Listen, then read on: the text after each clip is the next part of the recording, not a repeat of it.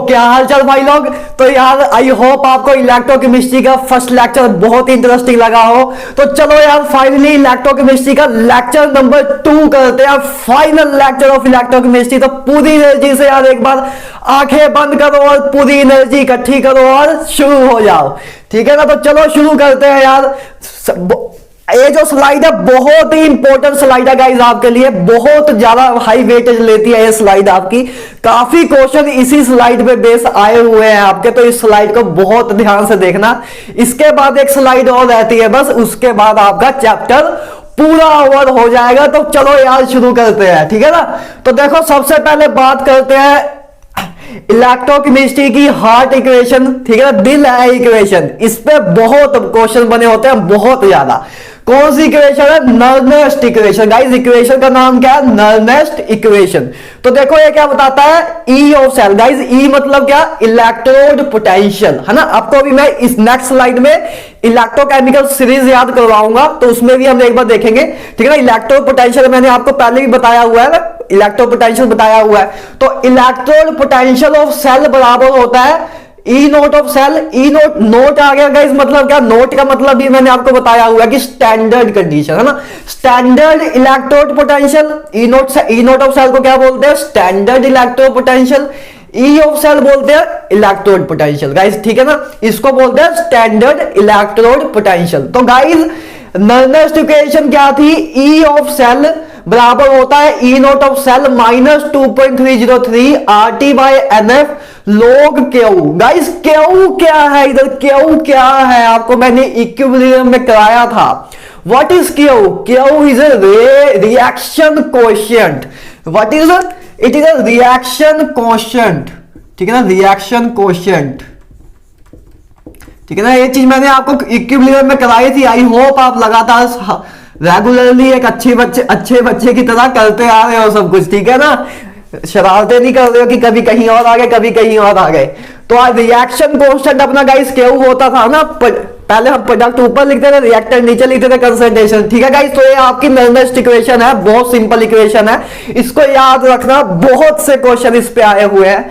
तो गाइस अपनी मेनली जो इक्वेशन यूज हो, देखो एक चीज मैंने और लिखी है, एट 298 केल्विन और 25 डिग्री सेल्सियस, मीनिंग एक ही हो ना, 298 केल्विन 25 डिग्री सेल्सियस ही होता है। उस केस में देखो गाइस मैंने टी लिया है ना, तो अगर हम टी को 298 केल्विन पुट कर दे तो अपना ये पूरा का सोल्व करेंगे तो अपना 0.0591 आएगा। तो ए इक्वेशन गाइस बहुत ही इंपॉर्टेंट है, ठीक है। ज्यादा अगर हमें जो क्वेश्चन आते हैं 298 केल्विन पे ही आते हैं। तो ए इक्वेशन भी याद रखना कि ई ऑफ सेल बराबर है E note of cell minus 0.0591 divide by N log Q। लेकिन गाइस इस बात का बिल्कुल ध्यान रखना, ज्यादा बच्चे इस इक्वेशन को याद भी रखते हैं लेकिन इसको भूल जाते हैं। लेकिन आपको अभी किसी टेम्परेचर पे कह दिया, मान लो 300 डिग्री केल्विन पे कह, मतलब 300 केल्विन पे कह दिया, तब अगर ये इक्वेशन ले आओगे तो बर्बाद हो जाओगे, ठीक है ना। सीधा लगाओगे तो बर्बाद हो जाओगे। तो इसलिए दोनों इक्वेशन याद रखना, जनरली यही यूज होती है, लेकिन किसी टेम्परेचर टी पे पूछ लिया फिर आपको ये आनी चाहिए, ठीक है भाई। तो आपको ये दोनों इक्वेशन याद रखनी है। आई होप आपको समझ आया होगा। अच्छा गाइस इसमें एन क्या होता है? एन होता है number of electron transfer in A reaction, कि कितने इलेक्ट्रॉन रिएक्शन में ट्रांसफर हुए। जैसे गाइस हमने गैल्वेनिक सेल किया था, उसमें हमने देखा था रिएक्शन में जब हम लिख रहे थे ऑक्सीडेशन की ना, जिंक की लिख रहे थे, तो उसमें से जिंक में से 2 इलेक्ट्रॉन निकल रहे थे और कॉपर 2 इलेक्ट्रॉन ले रहा था। तो उस मतलब गैल्वेनिक सेल में अपना एन कितना हुआ? एन इक्वल टू 2 हुआ, कि 2 इलेक्ट्रॉन ट्रांसफर हुए रिएक्शन में, कि जिंक ने 2 इलेक्ट्रॉन दिए थे, कॉपर ने 2 इलेक्ट्रॉन लिए थे। तो वही बात होती है गाइस, एन वही समझ गए ना, एन क्या होगा? एन उस गैल्वेनिक सेल के केस में क्या होगा? 2। तो वही मैंने लिखा कि एन क्या होता है? Number of electron transferred in A reaction. Clear है? नर्नेस्ट इक्वेशन में इससे अलावा कुछ भी नहीं है, बस इसको याद रखना, फॉर्मूला पुट करना, आंसर आ गया। क्लियर है? ठीक है ना। तो गाइस उसके बाद नेक्स्ट देखो हम standard electro potential of cell कैसे लिखते हैं, उसको लिखते हैं E note of cathode minus E note of anode, है ना। जब हमें रिडक्शन पोटेंशियल दिया हो कैथोड एनोड का, तो हमें सेल, देखो सेल क्या होता है, सेल में हमने देखा था, हमने एक सेल देखा था, गैल्वेनिक सेल देखा था, उसमें कैथोड भी था एनोड भी था। तो सेल का जो ई रिडक्शन स्टैंडर्ड रिडक्शन पोटेंशियल होता है वो क्या होता है? Reduction potential of cathode minus reduction potential of anode. ठीक है गाइस, सिंपल है, कोई दिक्कत तो नहीं है। आई होप आपको ये चीज पता भी होगी। ठीक है ना, तो गाइस चलो नेक्स्ट मूव ऑन करते हैं, सेल थर्मोडायनेमिक्स देखते हैं गाइस। सेल की थर्मोडायनेमिक्स पे बात करते हैं। थर्मोडायनेमिक्स मतलब क्या कि उसमें जैसे डेल्टा जी डेल्टा एच, उसकी थर्मोडायनेमिक्स के बारे में डील करते हैं कि उसके जो थर्मोडायनेमिक्स टर्म्स है, डेल्टा जी हो गया, डेल्टा एस हो गया, इन सब चीजों के बारे में, डेल्टा एच हो गया, इन सब चीजों के बारे में बात करते हैं। देखा, इसीलिए मैंने जब आप मुझे एक बार पहले कहा था आपने कि भैया रिडॉक्स रिएक्शन के बाद इलेक्ट्रोकेमिस्ट्री करा दो, लेकिन मैंने उस टाइम क्यों नहीं कराई? क्योंकि मैंने आपको इन चीजों के कंसेप्ट क्लियर करने थे कि डेल्टा जी का आपको फील हो कि क्या होता है। मैक्सिमम अमाउंट ऑफ एनर्जी जो हम यूज कर सकते हैं किसी प्रोसेस में, उसको बोलते थे delta G, Gibbs free energy. I hope ये सब तो अब क्लियर होगा। डेल्टा एस इंट्रोपी चेंज, ठीक है, इंट्रोपी गिब्स एनर्जी का कंसेप्ट बहुत अच्छी तरह क्लियर कराया हुआ है। तो इसीलिए मैंने उस टाइम नहीं कराया था, है ना, उस टाइम आपकी बात मैंने नहीं मानी थी। उसका रीजन यही था क्योंकि मैं चाहता हूं जब कुछ कर रहे हैं तो बिल्कुल जीरो से ऊपर तक लेके जाए। ठीक है ना, तो इसलिए नहीं कराया था। तो बात समझा करो, मुझे पता है कि कब आपको क्या कराना है। ठीक है ना, तो बस आप सुजेशन दिया करो, उसके अकॉर्डिंग मैं अपने आप देख लूंगा कि कब कराना क्या है। ठीक है, तो अब देखो सेल थर्मोडायनेमिक्स देखते हैं। तो देखो सबसे ए, वैसे मैंने फॉर्मूले आपको कराए हुए हैं, आपको कुछ नवा नहीं करा रहा हूं। ये भी चीज मैंने आपको डेल्टा जी वाली उधर भी लिखाई थी। तो देखो यही चीज इधर मेन इस चैप्टर का पार्ट था असल में। और डेल्टा जी बराबर होता है minus N F E of cell. ठीक है ना, ये चीज मैंने आपको कराई थी। डेल्टा जी बराबर होता है minus N F E of cell. ठीक है गाइस, एक क्लियर है। अगर डेल्टा जी नोट की बात करें, स्टैंडर्ड गिब्स एनर्जी की, तो बस इसमें भी नोट लगा देंगे। देखो डेल्टा जी बराबर था माइनस एन एफ ई, जब स्टैंडर्ड जी गिब्स एनर्जी का है तो इसको भी स्टैंडर्ड कर दो, काम खत्म। ठीक है ना, तो ये दो फॉर्मूले क्लियर है। ये दो फॉर्मूले मैंने आपको बताए भी थे। तो देखो गाइस नेक्स्ट फॉर्मूला देखो, जिसको बच्चे नहीं याद रखते इसको बिल्कुल याद रखना है आपने। Entropy change inside a cell, कितनी एंट्रोपी चेंज हुई इनसाइड सेल का फॉर्मूला है N F D E by D T. D E by D T, E क्या है? इलेक्ट्रोपोटेंशियल। ठीक है ना guys, D E by D T को एक चीज और बोलते हैं, that is called temperature. Temperature coefficient, temperature coefficient भी बोलते हैं गाइस, इस चीज को याद रखना। इसको क्या बोलते हैं? Temperature coefficient. ठीक है ना, इसको टेम्परेचर कोफिशिएंट भी बोलते हैं। ठीक है ना, इस चीज को आपको बिल्कुल याद रखना है कि इसको क्या बोलते हैं? Temperature coefficient. ठीक है ना, इस चीज को याद रखना। ठीक है भाई लोग, तो इसको क्या बोलते हैं? Temperature coefficient. सॉरी यार, बीच में लाइट चली गई थी, है ना, तो इधर तक हमने कर लिया था कि इसको क्या बोलते हैं? Temperature coefficient. गाइस इस बात का याद रखना, ठीक है ना, बिल्कुल याद रखना है आपने कि इसको क्या बोलते हैं? Temperature coefficient. और एंट्रोपी क्या होती है? NF D by D T. That's clear. ठीक है ना, तो अब देखो गाइस, मैंने आपको एक इक्वेशन कराई थी कि डेल्टा जी बराबर होता है delta H minus T delta S. Thermodynamics से याद है ना, भूल तो नहीं गए? तो देखो डेल्टा जी मैंने लिखा था कि delta H minus T delta S के बराबर होता है। तो देखो डेल्टा जी हम क्या लिख सकते हैं? डेल्टा जी हमने क्या लिखा? Minus N F E of cell. ओ बराबर होगा delta H minus T. Delta S की जगह हम क्या लिख सकते हैं? N F D by D T. तो इक्वेशन देखो ये वाली इसमें कन्वर्ट हो जाएगी। तो ये चीज भी मैंने आपको बता दी। ठीक है गाइस, क्लियर है? कोई दिक्कत तो नहीं है? देखो थर्मोडायनेमिक्स यूज कर रहे हैं हम, इसीलिए नाम दिया टॉपिक का सेल थर्मोडायनेमिक्स। ठीक है गाइस, क्लियर है? इसीलिए पहले थर्मो कराया, फिर इक्विलिब्रियम कराया, तब जाके हम इधर आए, क्योंकि अभी इक्विलिब्रियम कांस्टेंट भी आएगा। इसीलिए सीरीज वाइज चलते हैं, सीरीज वाइज चलते हैं, ऐसे नहीं कभी कुछ करा दिया कभी कुछ करा दिया। ठीक है ना, तो देखो आई होप ये चीज क्लियर हो गई हो, है ना, ये सब हमने किया भी हुआ है। एक नवी चीज आज आप सीखे कि change in entropy inside a cell is N F D E by D T. Clear है गाइस? ठीक है ना, तो देखो नेक्स्ट चीज देखो, एट इक्विलिब्रियम। गाइस इक्विलिब्रियम पे क्या होता है केमिस्ट्री में चीख चीख के बताया हुआ है हर बार, डेल्टा जी अपना जीरो होता था। क्लियर है? ये चीज तो पता होगी यार, आप तो खुश हो जाओ, इतना तो पता है ना। तो डेल्टा जी अपना जीरो होता है। तो देखो डेल्टा जी अपना जीरो है तो मतलब ए क्या इंप्लाई करता है? ई सेल जीरो है, क्योंकि एन तो एन अपना क्या है? एन अपना कांस्टेंट है ना, एन कोई नंबर है अपना, एफ कांस्टेंट है। तो डेल्टा जी को जीरो करने के लिए क्या इंडायरेक्टली इंप्लाई करता है कि ई ऑफ सेल जीरो रहा होगा, तभी डेल्टा जी जीरो आया।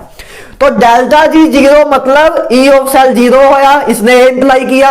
और इक्विलिब्रियम पे गाइस एक चीज हमने और की थी कि क्यू बराबर हो जाता है के कि reaction constant is equal to equilibrium constant हो जाता है। गाइस ये चीज क्लियर है, ठीक है ना। पूरी लाइन मैंने एक बार लिखी भी हुई है, आपको याद होगा हमने थर्मोडायनेमिक्स जब किया था, ठीक है ना। तो आई होप गाइस क्लियर हो गया हो। तो देखो तब इक्वेशन क्या बनेगी at equilibrium. So equation, next equation equilibrium पे क्या बनेगी, देखो ई ऑफ सेल जीरो हो जाएगा, ए जीरो हो जाएगा, तो क्या ई ऑफ सेल रह जाएगा, हाँ ई ऑफ सेल जीरो हो जाएगा तो ई नोट रह जाएगा बस। तो देखो हमने इसके अकॉर्डिंग लिखा है गाइस, मैंने, है ना, इसके अकॉर्डिंग लिखा है, क्योंकि हमें जनरली 298 केल्विन भी पूछते हैं, तो मैंने उसके अकॉर्डिंग लिखा, तो आप इसके अकॉर्डिंग भी लिख सकते हो। तो ई नोट ऑफ सेल आ जाएगा, ए तो जीरो हो गया तो इसको इधर ले जाएंगे, तो ई नोट ऑफ सेल आ जाएगा 0.0591 बाय एन, ठीक है ना, लॉग के। क्यू की जगह अब क्या हो जाएगा, के हो जाएगा। नेक्स्ट इक्वेशन को देख लिया ना आपने कैसे कन्वर्ट हुई इक्विलिब्रियम पे। तो आई होप इसमें तो कोई भी डाउट नहीं होगा ना, सब कुछ आपको कराया ही हुआ है, ठीक है ना, तो कोई दिक्कत नहीं है, ठीक है ना। गाइस नेक्स्ट चीज देखो, concentration cell. Guys concentration cell में पहली बात तो ये याद रखो, कंसंट्रेशन सेल में क्या होता है, E note of cell zero होता है, E note of cell zero होता है। गाइस कंसंट्रेशन सेल क्या होता है, जैसे देखो हमने गैल्वेनिक सेल किया था, है ना, उसमें हमने एक में क्या किया था, एक में जिंक रोड डाली थी, एक में कॉपर रोड डाली थी। तो कंसंट्रेशन सेल में क्या होता है गाइस, दोनों साइड सेम ही रोड डाली जाती है, मतलब दोनों साइड जिंक रोड अगर डाल दें हम, दोनों साइड जिंक रोड अगर डाल दे, मतलब एनोड भी अपना वही हो, कैथोड भी अपना वही हो, मतलब सेम ही मटेरियल का एनोड भी बनाए, सेम ही मटेरियल का कैथोड भी बनाए, तब जो अपना सेल बनता है उसको बोलते हैं कंसंट्रेशन सेल, ठीक है ना। तो अपना जो जैसे हमने दोनों साइड, अगर जो हमने गैल्वेनिक सेल बनाया था उसमें अगर दोनों साइड जिंक का ही वो रख दे, दोनों साइड जिंक रोड ही रख दे, जैसे हमने कॉपर को निकाल दे, दोनों साइड मतलब एनोड और कैथोड जब सेम हो तब जो अपना सेल बनता है उसे बोलते हैं कंसंट्रेशन सेल। गाइस क्लियर है। तो इसीलिए कंसंट्रेशन सेल में गाइस मतलब अपना मतलब दोनों अपने स्टैंडर्ड रिडक्शन पोटेंशियल दोनों सेम मटेरियल है, तो उसमें देखो दोनों का स्टैंडर्ड रिडक्शन पोटेंशियल सेम होगा, दोनों का स्टैंडर्ड रिडक्शन पोटेंशियल सेम होगा, तो दोनों का स्टैंडर्ड रिडक्शन पोटेंशियल सेम होगा, तो कैथोड का एनोड का सेम ही था, तो ई नोट ऑफ सेल क्या हो जाएगा, जीरो हो जाएगा, ठीक है ना। ई नोट ऑफ सेल क्या हो जाएगा, जीरो हो जाएगा। तो इसलिए हम लिखते हैं E note of cell equal to zero, ठीक है ना। ई जीरो नहीं होगा गाइस, ई क्यों नहीं जीरो होगा, क्योंकि जो हमने दो अलग अलग बीकर में उनको रखा है, एक की कंसंट्रेशन कुछ और रखी है, एक की कंसंट्रेशन कुछ और रखी है, दोनों में कंसंट्रेशन का डिफरेंस है गाइस जो हमने बीकर रखे हैं, तो उसी करके रिडॉक्स रिएक्शन होती है उसमें, ठीक है ना। तो इसलिए ई नोट जीरो होगा, क्योंकि standard reduction potential guys intensive property है, इंडिपेंडेंट है। इंटेंसिव समझ आया, इंटेंसिव प्रॉपर्टी हमने की थी, इंटेंसिव प्रॉपर्टी है, not depend upon amount of matter, independent, intensive मतलब independent, independent of amount of matter, ठीक है ना। तो जितना मर्जी मैटर हो E note of cell constant रहता है, ठीक है ना। तो समझे, जैसे हाइड्रोजन ले ले, अगर हाइड्रोजन का इलेक्ट्रो पोटेंशियल क्या होता है, स्टैंडर्ड इलेक्ट्रो पोटेंशियल जीरो होता है, जीरो। चाहे एक हाइड्रोजन, एक मोल हाइड्रोजन ले ले, चाहे 10 मोल ले ले, चाहे लाख मोल ले ले, चाहे करोड़ मोल ले ले, उसका स्टैंडर्ड रिडक्शन पोटेंशियल हमेशा जीरो ही रहेगा, ठीक है ना। क्लियर है। तो ई नोट ऑफ सेल इस करके कंसंट्रेशन सेल में अपना जीरो होता है। गाइस क्लियर है, ठीक है ना, बहुत क्लियर है। तो देखो इक्विलिब्रियम में क्या था, ई जीरो था, कंसंट्रेशन सेल में क्या जीरो होता था, ई नोट ऑफ सेल जीरो, जो कि मैंने आपको बता दिया कि कंसंट्रेशन सेल होता क्या है, जिसमें एनोड और कैथोड सेम मटेरियल से बने हो उसको बोलते हैं कंसंट्रेशन सेल, ठीक है ना। तो देखो एक एग्जांपल देखो, जैसे देखो पहले हम सेल की रिप्रेजेंट कैसे करते थे, इधर लिखा था मैंने पिछले लेक्चर में, कैसे लिखते थे, पहले एनोड, ठीक है ना, फिर एनोडिक इलेक्ट्रोलाइट, ठीक है ना, एनोडिक सॉल्यूशन भी कह सकते हो, उसके बाद ए क्या रिप्रेजेंट करता था, सोल्ट ब्रिज। गाइस अच्छा ए लाइन क्या रिप्रेजेंट करती है, जो ए लाइन है ए क्या रिप्रेजेंट करती है, शायद मैंने आपको पिछले लेक्चर में बताया नहीं, तो अभी बता देता हूं।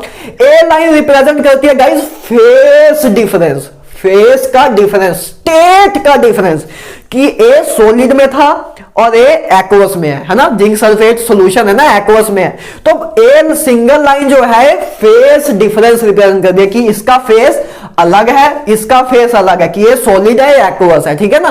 तो बस ये सिंगल लाइन ए रिप्रेजेंट करती है। डबल लाइन क्या रिप्रेजेंट करती है? सॉल्ट ब्रिज को, सॉल्ट ब्रिज को। उसके बाद हमने कैथोडिक पार्ट लिख दिया, ठीक है ना, उसके बाद कैथोड लिख दिया, ये तो आपको मैंने कराया हुआ है।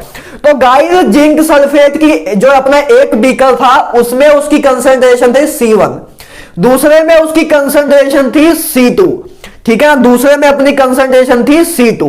तो गाइस ई ऑफ सेल क्या बनेगा? देखो नेक्स्ट इक्वेशन से देखो, ई ऑफ सेल क्या बनेगा? ई नोट अपना 0 हो जाएगा, है ना, ई नोट अपना 0 हो जाएगा, ये चीज अपनी 0 हो जाएगी जैसे कि मैंने आपको बताया। तो माइनस 0.0591 बाय एन लोग क्यू बन जाएगा, लोग क्यू, ठीक है ना। तो माइनस आ जाएगा।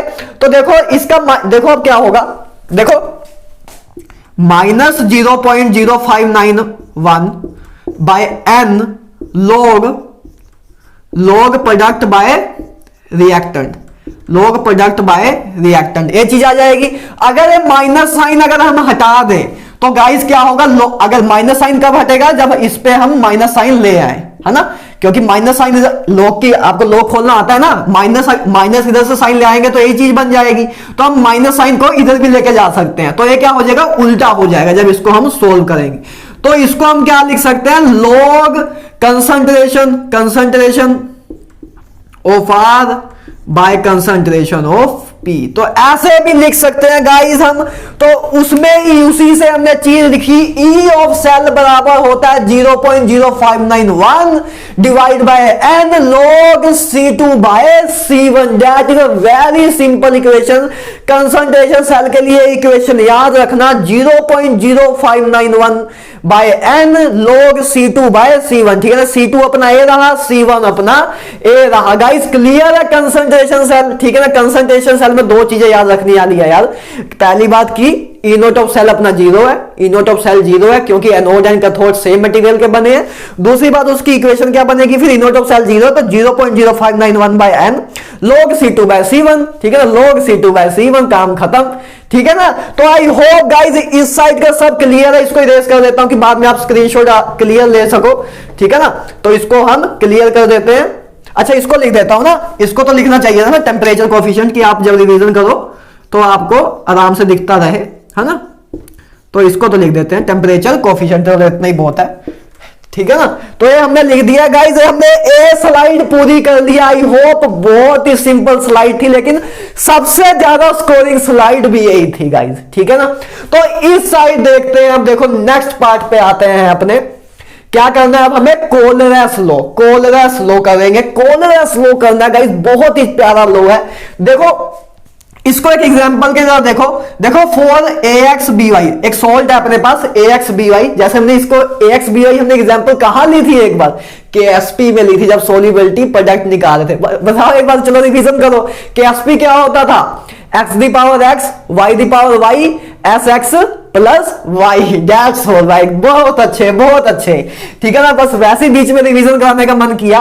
तो देखो कोलरेस लॉ क्या कहता था? एट इनफिनाइट डिल्यूशन गाइस, कि हम अगर डिल्यूशन इनफिनाइट कर दे, डिल्यूशन अगर इनफिनाइट कर दे, ठीक है ना। अगर मतलब इनफिनाइट डिल्यूशन का मतलब कि मतलब बहुत ज्यादा पानी उसमें डाल दे, बहुत डिल्यूट कर दे, बहुत डिल्यूट। आपको डिल्यूशन समझा चुका हूं गाइस, है ना। तो जब एट इनफिनाइट डिल्यूशन पे क्या होगा कि जो मोलर कंडक्टिविटी ऑफ सोल्ट होगी, मोलर कंडक्टिविटी ऑफ जो सोल्ट होगी, और sum of molar conductivity of each species होगी। कि ईच मतलब स्पीसीज मतलब क्या? कैटायन और अनायन। कि देखो मोलर कंडक्टिविटी AXBY की क्या होगी? Molar conductivity at infinite dilution AXBY की क्या होगी?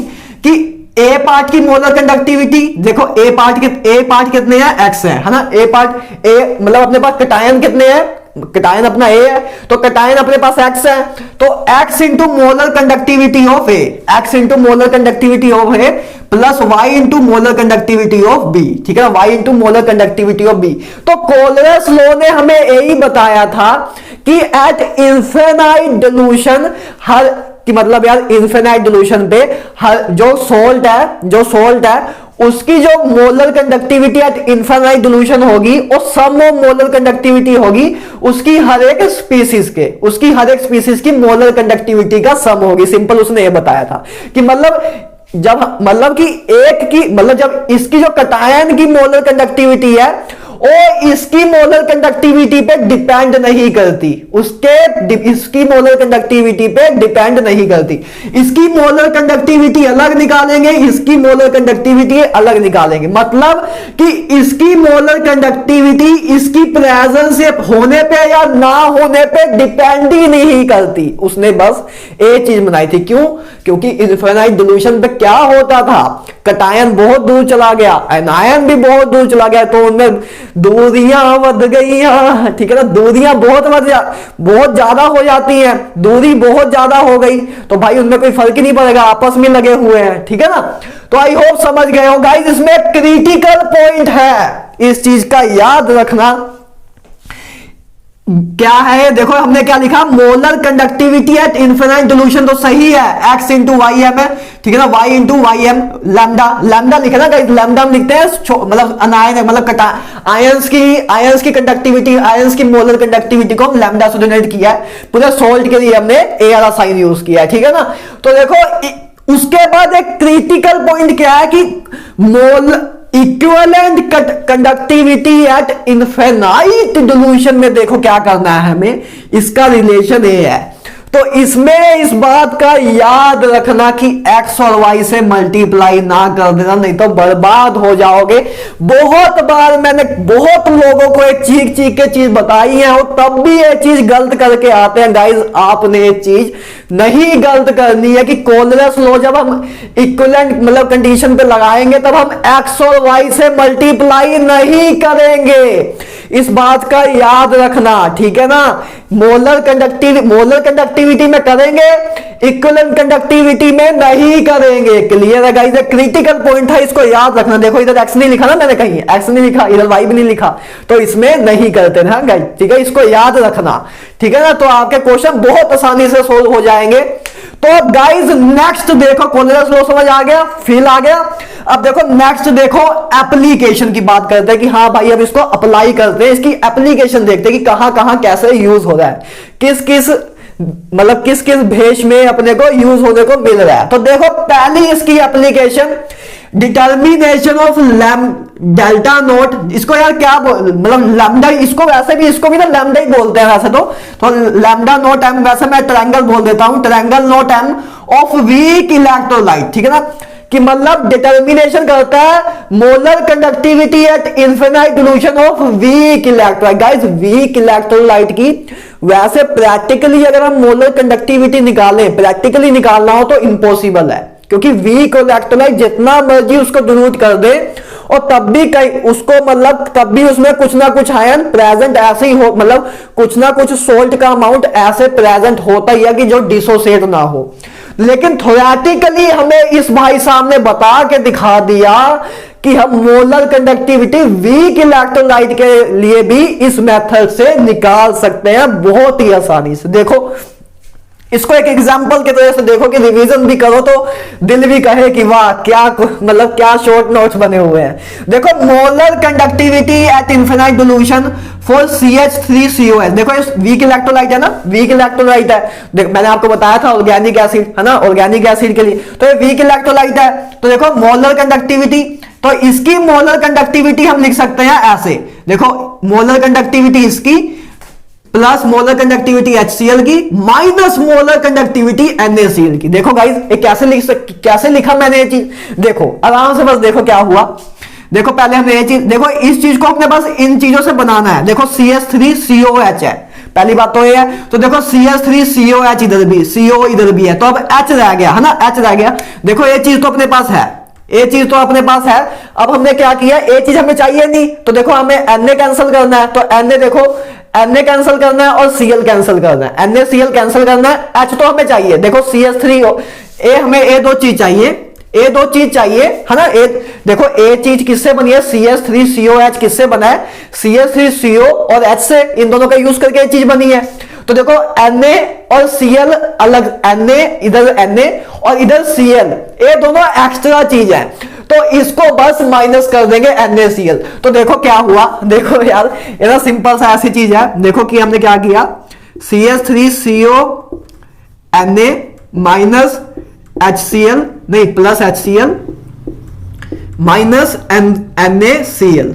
NaCl। तो हमने बस गाइस क्या किया कि Na से Na माइनस हो गया, ठीक है ना, Cl से Cl माइनस हो गया, तो अपने पास CH3COH बना। एक मेथड है, थ्योरेटिकल मेथड है वीक इलेक्ट्रोलाइट की मोलर कंडक्टिविटी निकालने का। तो गाइस आई होप समझ गए होगे ना कि CH3COH आपको बनाना है बस इस फॉर्म में कि माइनस प्लस करके CH3COH ही बने, बाकी सब अपने आप ही कैंसिल हो जाए। तो देखो इधर Na इसका कैंसिल हो जा रहा है, इधर से Cl इसका इधर से कैंसिल हो जा रहा है, ठीक है ना। तो ये चीज कैंसिल होके अपने पास एक इक्वेशन बन रही है। तो इस तरीके से हम molar conductivity at infinite dilution निकाल सकते हैं, किसके लिए, for weak electrolyte. Guys clear है, देखो बहुत सिंपल से एग्जांपल देके आपको क्रिस्टल क्लियर कर रहा हूं।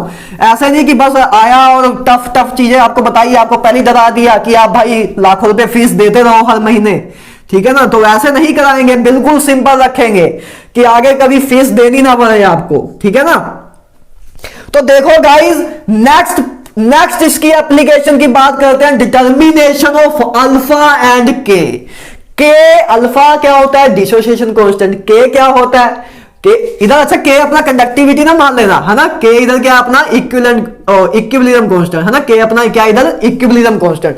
तो इधर अब हम इससे इसी मेथड से अल्फा और इक्विलिब्रियम कांस्टेंट भी फाइंड कर सकते हैं। गाइस कोलरस लॉ ने हमें एक एक्सप्रेशन दिया कि अल्फा बराबर होता है मतलब molar conductivity at particular concentration divide by molar conductivity at infinite dilution. That is a formula for alpha कि डिग्री ऑफ डिसोसिएशन। अब आप कंडक्टिविटी के फॉर्म भी निकाल सकते हो, देखो कितना आगे हम चले गए, ठीक है ना। अल्फा हम मोलर कंडक्टिविटी की फॉर्म में भी निकाल सकते हैं कि कैसे, अल्फा क्या होगा मतलब लैम्डा एम है ना, triangle M divide by triangle naught M, ठीक है ना, ट्रायंगल नोट एम, ठीक है ना। तो मतलब molar conductivity at particular concentration divide by molar conductivity at infinite dilution, इन दोनों की रेशो अल्फा होता है, ठीक है गाइस। इस फॉर्मूले को याद रखना, वेरी इंपॉर्टेंट फॉर्मूला, ठीक है ना, वेरी क्रिटिकल फॉर्मूला। तो इसको आप याद रखेंगे गाइस। देखो अब एक एग्जांपल देखते हैं, बहुत प्यारी सी एग्जांपल।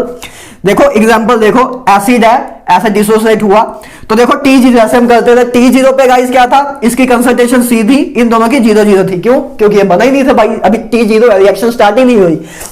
इक्विलिब्रियम पे क्या हुआ, मान लो इसका C अल्फा टूट गया, हाँ C अल्फा टूट गया, तो C माइनस C अल्फा टूटा, इसके एक मोल से एक मोल बन रहा था, तो C अल्फा टूटा तो C अल्फा ही बनेगा, है ना, C अल्फा बनेगा, इसका भी C अल्फा ही बनेगा, क्योंकि एक से एक एक ही बन रहे हैं, ठीक है ना। ये चीज तो आपको अब आती है, ठीक है ना। तो इसका इक्विलिब्रियम कांस्टेंट का एक्सप्रेशन क्या होगा, यही होगा, देखो प्रोडक्ट डिवाइड बाय रिएक्टेंट, तो कंसंट्रेशन H पॉजिटिव की कंसंट्रेशन A नेगेटिव की डिवाइड बाय कंसंट्रेशन HA की, इधर तक तो आपने किया हुआ है, ठीक है ना। और इसको जब आप इसमें पुट करोगे इन सबकी कंसंट्रेशन, तो आपके पास फाइनली लास्ट में आता भी था C alpha square divide by 1 minus alpha. ये चीज भी आपको मैंने दिखाई हुई है, कितनी 2-3 बार दिखा चुका हूं, C alpha square 1 minus alpha.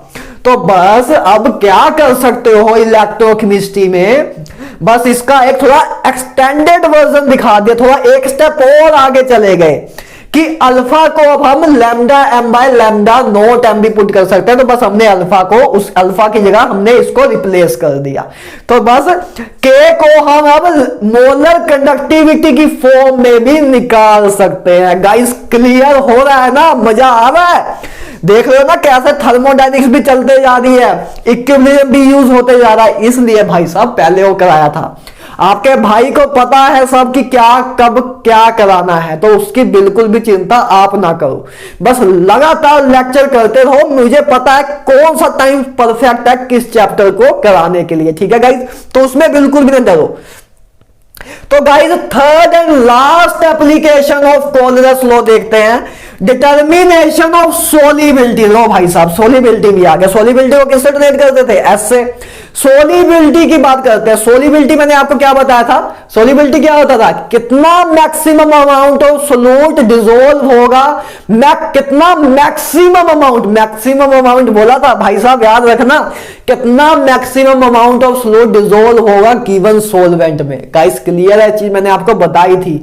I hope आपके अब कंसेप्ट सोलिबिलिटी के बारे में क्लियर हो।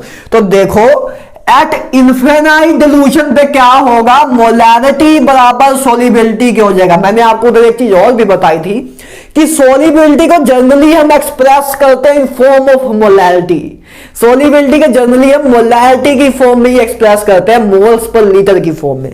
तो इनफिनाइट डिल्यूशन पे क्या होता है, इनफिनाइट डिल्यूशन पे क्या होता है, इनफिनाइट डिल्यूशन में मोलैरिटी बराबर हो जाती है, मोलैरिटी बराबर हो जाती है सोलिबिलिटी की। आपको एक चीज पता होनी चाहिए, ठीक है ना। मैक्सिमम देखो एट डिल्यूशन पे मतलब एट इनफिनाइट डिल्यूशन पे अपनी कंडक्टिविटी मैक्सिमम हो जाएगी, तो मोलैरिटी बराबर हो जाएगी सोलिबिलिटी के एट इनफिनाइट डिल्यूशन। इस चीज को आपको याद होना चाहिए। मैंने आपको उधर बताया भी था कि सोलिबिलिटी को जनरली हम एक्सप्रेस करते हैं इन टर्म्स ऑफ मोलैरिटी। तो आप बस ने आपको क्या करना है, मोलैरिटी ही बराबर सोलिबिलिटी के होती है।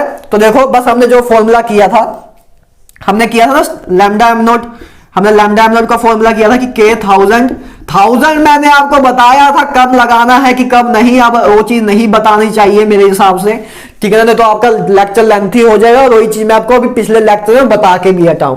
तो बस आपको क्या करना है, मोलैरिटी भी बराबर सोलिबिलिटी की है, तो अपने पास इधर मोलैरिटी की जगह आप सोलिबिलिटी लिख सकते हो। तो सोलिबिलिटी क्या आ जाएगी, के 1000 बाय लैम्डा एम नॉट। तो दैट इज अवर सोलिबिलिटी, के 1000 बाय डेल्टा एम। इधर के क्या है, इधर के क्या है, कंडक्टिविटी कैपा है ना, ये के इधर स्टाइलिश वाला लिखा है ना, इधर सीधा के है, ठीक है ना, ये अपना स्टाइलिश वाला के है, ये अपना कैपा है, उधर अपना क्या था, इक्विवेलेंट कांस्टेंट था, ठीक है ना। तो एस बराबर आ जाएगा, सोलिबिलिटी बराबर आ जाएगा kappa into 1000 by delta am not, ठीक है। 1000 आपको मैंने बताया था कब लगाना है कब नहीं। 1000 कब लगाएंगे, जब एसआई यूनिट में ना हो, जब एसआई यूनिट में हो तब क्या लगाएंगे, तब 1000 से मल्टीप्लाई नहीं करेंगे, ठीक है ना। तो क्रिटिकल पॉइंट समझते जाना, याद रखते रहना, उन्हीं से गलतियां होंगी बच्चों से, जो कि मैं आपको पूरी एनर्जी से बता देता हूं कि आपको याद रहे, ठीक है ना। नेक्स्ट चीज देखो, क्रोजन। क्रोजन देखो बहुत सिंपल चीज है वैसे तो, the oxidative deterioration of a metal surface is called corrosion. की मतलब ऑक्सीडेटिव डिटोरिएशन का मतलब गाइस क्या होता है, डिटोरिएशन का मतलब क्या, चेंज। डिटोरिएशन का मतलब होता है चेंज, कि मेटल के सरफेस का चेंज होना। गाइस मेटल के सरफेस का सोल्ट में कन्वर्ट होना, सोल्ट्स में कन्वर्ट होना। कौन से सोल्ट्स, ऑक्साइड्स में, ऑक्साइड में कन्वर्ट होना। मेटल के सरफेस का गाइस, मेटल के सरफेस का चेंज होना। जैसे आपने देखा होगा ना, रस्टिंग ऑफ आयरन, आयरन में जंग लग जाना तो उसका सरफेस चेंज हो जाता है, डिटोरिएशन, ऑक्सीडेटिव डिटोरिएशन हो जाती है मेटल के सरफेस की, उसका मेटल का सरफेस चेंज हो जाता है उसका, है ना। तो उसी को बोलते हैं गाइस क्रोजन, ठीक है ना। Rusting of iron is a example of corrosion, rusting of iron is a example of corrosion. देखो क्रोजन के अंदर क्या क्या आता है, रस्टिंग ऑफ आयरन भी आती है, ठीक है ना, रस्टिंग ऑफ आयरन भी आता है। टर्निशिंग ऑफ ए सिल्वर, आपने देखा होगा कि आपके मम्मी के पास अगर पायल होगी या आपके बहन के पास होगी तो उसमें देखा होगा कि अगर पायल पुरानी हो गई है तो उसमें थोड़ा काला काला हो जाता है, उसका कलर वैसे नहीं रह जाता जैसे हमने पहले ली थी। तो उसमें भी क्या होता है, उसमें भी क्रोजन होती है कि एटमॉस्फेयर में ऐसी एटमॉस्फेयर की गैसेस के करके, एटमॉस्फेयर की गैसेस रिएक्ट करके उसके जो सरफेस है उसमें, उसके सरफेस में कुछ सोल्ट बना देती है, उसके सरफेस को चेंज कर देती है सोल्ट्स में। किसके सोल्ट्स में, या ऑक्साइड हो सकता है, सल्फाइड हो सकता है, कार्बोनेट हो सकता है, उसमें कन्वर्ट कर देती है। क्रोजन सिंपली मतलब क्या यार, उसके मतलब मेटल के सरफेस को चेंज कर देना, ठीक है। मेटल के सरफेस को मेटल का सरफेस चेंज हो जाए ड्यू टू एटमॉस्फेयर के कंडीशन के कारण, एटमॉस्फेयर के कारण, तो उसको बोलते हैं क्रोजन, ठीक है ना। उसी की एग्जांपल है रस्टिंग ऑफ आयरन, जो कि आपने देखा भी होगा लोहे में जो जंग लगता है, ठीक है ना। अच्छा रस्ट का एक फॉर्मूला होता है गाइस, अच्छा मुझे अभी वैसे याद आया तो मैं सोचा बता दूं, Fe2O3 x water, guys rusting का फॉर्मूला होता है, रस्टिंग का फॉर्मूला याद रखना, कभी कभी बाई चांस आ सकता है। Fe2O3.x water is a formula for a rust. Rust का फॉर्मूला होता है गाइस, जंग का फॉर्मूला होता है, ठीक है गाइस, तो इसको याद रखना। तो गाइस अब देखो कोरोजन के बारे में मैंने कुछ और चीज भी लिखी है। फैक्टर इनहैंस कोरोजन, की जो कौन से फैक्टर हैं जो कोरोजन को इंक्रीज करते हैं। तो देखो पहला पॉइंट क्या लिखा है मैंने, इम्प्योरिटीज। पहला मैंने लिखा इम्प्योरिटीज, है ना भाई। कोई मेटल जितना ज्यादा प्योर होगा उसमें जंग मतलब उसमें जंग लगने के चांस या क्रोड होने के चांस उतने कम होंगे। तो इम्प्योरिटी जितनी ज्यादा होगी, उसी के ऑपोजिट देखें तो इम्प्योरिटी जितनी ज्यादा होगी उतना जल्दी वो एटमोस्फेयर से रिएक्ट करेगा, उतनी ज्यादा उसमें क्रोजन हो जाएगी, ठीक है ना। जितना प्योर चीज होती है उतनी ज्यादा अच्छी होती है ना। तो जो चीज प्योर, जो इम्प्योरिटी जितनी ज्यादा होगी उतनी क्रोजन ज्यादा होगी। दूसरा पॉइंट मॉइस्चर, मॉइस्चर जितना ज्यादा होगा ना, देखते हैं हम कि रेनी सीजन में जब बारिश होती है, रेनी सीजन में देखोगे ना, कभी ऑब्जर्व करोगे ना, तो मतलब जो जंग ज्यादा लगते हैं, जंग ज्यादा लगता है रेनी सीजन में ड्यू टू मॉइस्चर, ठीक है ना। मॉइस्चर के करके रेनी सीजन में जंग ज्यादा लगते हैं। And due to electrolyte, electrolyte भी ले सकते हो। इलेक्ट्रोलाइट कैसे भैया, जैसे नमक वाला पानी ले लो गाइस। अब नमक वाले पानी में ना, नमक वाले पानी में अगर रख के देखना, लोहा रखोगे तो उसमें बहुत ही जल्दी जंग लगेगा, बहुत जल्दी जंग लगेगा। तो सलाइन वाटर क्या होता है, इलेक्ट्रोलाइट, ठीक है ना। तो ये चीजें क्या है, कोरोजन को इनहेंस करते हैं। Impurities, moisture and electrolyte enhance the corrosion, ठीक है ना। कोरोजन का नेचर को इनहेंस करती है, कोरोजन इफेक्ट को इनहेंस करती है। अब बात करते हैं प्रिवेंशन की, कि इससे बच कैसे सकते हैं। पहला मेथड है बाय ऑयल या ग्रीस, ग्रीसिंग, ठीक है ना। कि मतलब जैसे उसमें तेल लगा दो, ठीक है ना, तेल लगा दो या ग्रीस लगा दो या पेंट लगा दो। लोहे में हम कभी कभी पेंट लगाते हैं, पेंट लगाते हैं ना कि उसे क्रोज ना हो, मतलब उसमें जंग ना लगे, तो पेंट भी कर देते हैं। तो ऑयल या ग्रीसिंग, तो बाय ऑयल एंड ग्रीसिंग जब हम प्रिवेंशन करते हैं, जब उसको बचाते हैं, उसको बोलते हैं बैरियर प्रोटेक्शन। क्या बोलते हैं, बैरियर प्रोटेक्शन। कि बैरियर लगा दिया भाई साहब हमने, कि अब तू जंग नहीं लग सकता, बैरियर लगा दिया हमने। हम लगाते हैं ना लोहे की पाइप हुई हो तो हम उसमें एशियन पेंट लगा देते हैं, प्रमोशन नहीं कर रहा हूं, ठीक है ना। तो प्रिवेंशन, तो बाय ऑयल ग्रीस या पेंट भी लिख सकते थे गाइस। नेक्स्ट मेथड है प्रिपरेशन का बाय गैल्विनेशन। गैल्विनेशन को क्या बोलते हैं, सैक्रिफिशियल प्रिवेंशन, ठीक है ना। सैक्रिफाइस, एक चीज देखो, पहली बार गैल्विनेशन को समझो, उसके बाद एक वर्ड समझ आएगा। देखो गैल्विनेशन का गाइस मतलब क्या होता है, कि मेटल के सरफेस के ऊपर ना, जो मेटल का सरफेस है, मेटल का सरफेस कोरोड होता है। कोलिजन में क्या होता है कि मेटल का सरफेस जो होता है कोरोड होता है, ठीक है ना। तो गाइस गैल्विनेशन में क्या होता है कि मतलब हम क्या करते हैं, मेटल के सरफेस को, मेटल की सरफेस की कोटिंग कर देते हैं। मेटल के सरफेस के ऊपर हम कोई दूसरी मेटल की लेयर लगा देते हैं, जनरली जिंक की लगाते हैं। जनरली किसकी लगाते हैं, जिंक की। ऊपर की किसी मेटल के, लोहे के ऊपर, आयरन के ऊपर हम, अगर हमें आयरन को सेफ रखना है तो उसमें हम ऊपर पतली सी ना, बहुत ही बारीक सी जिंक की लेयर लगा देते हैं। कि जिंक की लेयर को क्रोड करना पहली बार टफ होता है एज कंपेयर टू आयरन। तो पहली बार तो क्रोड जल्दी नहीं होगी, दूसरी बार आयरन उसके नीचे है, आयरन उसके नीचे है, तो आयरन को भी बचा के रखेगी। तो क्या होता है, इस प्रिवेंशन को क्या बोलते हैं, सैक्रिफिशियल प्रिवेंशन। सैक्रिफाइस किया, जिंक ने अपना बलिदान दे दिया आयरन के लिए, ठीक है ना, समझ गए। तो सैक्रिफाइस किया भाई साहब जिंक ने, कि मैं लोहे को बचाऊंगा, ठीक है ना। तो ये चीज, दो मेथड देखे हमने, by barrier protection, by sacrificial protection, जो कि बहुत सिंपल सी चीजें थी। तो आई होप कोरोजन बिल्कुल क्लियर है। रस्ट का एक फॉर्मूला याद रख लेना, है ना, इसको बोलते हैं रस्ट, कि आप स्क्रीनशॉट लो तो आपको बाद में भी याद रहे। तो इसको बोलते हैं रस्ट, ठीक है ना। तो गाइस नेक्स्ट दो चीजें बहुत सिंपल सी चीजें हैं। देखो सेल दो टाइप के होते हैं, एक प्राइमरी सेल, एक सेकेंडरी सेल, ठीक है। तो वैसे बच्चे वाली चीजें हैं। प्राइमरी सेल क्या होते हैं, जिनको हम रिचार्ज नहीं कर सकते, जिनको एक बार हमने यूज कर लिया तो दोबारा यूज नहीं कर सकते, ठीक है ना। और गाइस सेकेंडरी क्या होते हैं, जिनको हम रिचार्ज कर सकते हैं, जिनको हम रिचार्ज कर सकते हैं, और सेकेंडरी होता है जैसे अपना फोन हो गया, फोन में जो बैटरी लगी है, ऐसा तो नहीं है ना एक बार बैटरी लो होगी तो उसको फेंक दिया आपने कि नहीं भाई अब नवी बैटरी लानी पड़ेगी, उसको रिचार्ज ही करते हो ना। तो सेकेंडरी, और जो हमें बैटरी, अपने फोन में जो बैटरी लगी है वो सेकेंडरी होती है ना, वो सेकेंडरी चीज होती है। तो अपनी वो होती है, क्या नाम है, कैन बी रिचार्ज, जिसको हम रिचार्ज कर सकते हैं। और प्राइमरी की एग्जांपल जैसे गाइस आपने मोटर देखी होगी, कोई आपको शायद मोटर देखी है, तो छोटी सी जो इतनी मोटर होती है जो जिसमें 2 छेद होते हैं प्लस माइनस से, ऐसे ऐसे होता है ना डब्बा सा, देखो ऐसे एक डब्बा सा होता है ना, और उसमें 2 ऐसे छेद लगे होते हैं, तो ये मोटर सी होते हैं जिसे पंखा से चलाते थे हम, काफी लोगों ने चलाया होगा। तो ये मोटर होती है, तो वो एग्जांपल है प्राइमरी की। उसको हमें जब एक बार खत्म हो जाती है तो काम खत्म हो जाता, फेंक देते हैं उसको, तो एग्जांपल है प्राइमरी की, ठीक है ना। तो आपको अगर अच्छा मुझे फोटो मिली ना तो इधर आपको शो भी करा दूंगा, आप देख लेना इस टाइम अगर आपको शो हो सकती है शायद। तो प्राइमरी क्या होती है, जो इसको रिचार्ज नहीं कर सकते। सेकेंडरी सेल क्या होते हैं, जिनको हम रिचार्ज कर सकते हैं। गाइस क्लियर है? तो आई होप अभी तक सब क्लियर है। तो नेक्स्ट स्लाइड करते हैं, लास्ट स्लाइड करते हैं आई होप इस लेक्चर की, और उसके बाद इस चैप्टर को फिनिश करते हैं। तो इसका स्क्रीनशॉट लो, फिर आगे मूव ऑन करते हैं, ले लो। तो भाई लोग चलो यार फाइनल स्लाइड करते हैं इस चैप्टर की, और इस चैप्टर को बहुत ही अच्छी तरह खत्म करते हैं। ए स्लाइड में आपका काफी टेस्ट मिलेगा आपको एडवांस का या एम्स का, है ना, एडवांस और एम्स लेवल का काफी टेस्ट मिलेगा। तो आराम से इस स्लाइड को करना और इस चैप्टर को खत्म कर देते हैं। फिर इसके क्वेश्चंस करेंगे, जेई मेंस नीट में आए हुए बहुत मजा लेके क्वेश्चन करेंगे। तो चलो शुरू हो जाओ। तो देखो सबसे पहले बात करेंगे टाइप्स ऑफ इलेक्ट्रोड्स के बारे में। गाइस इलेक्ट्रोड्स की टाइप्स आपको पता होनी चाहिए, इनकी आपको नॉलेज होनी चाहिए, क्योंकि कभी कभी क्या होता है आपको सीधा रिएक्शन दी नहीं होती, आपको सीधा रिएक्शन दी नहीं होती, रिएक्शन गिवन नहीं होती, तो उसमें आपको नर्नेस्ट इक्वेशन जब लगानी होगी तो उसके लिए एन तो चाहिए, एन भी चाहिए, और आपको ये एक्सप्रेशन लिखने के लिए भी उसकी रिएक्शन चाहिए।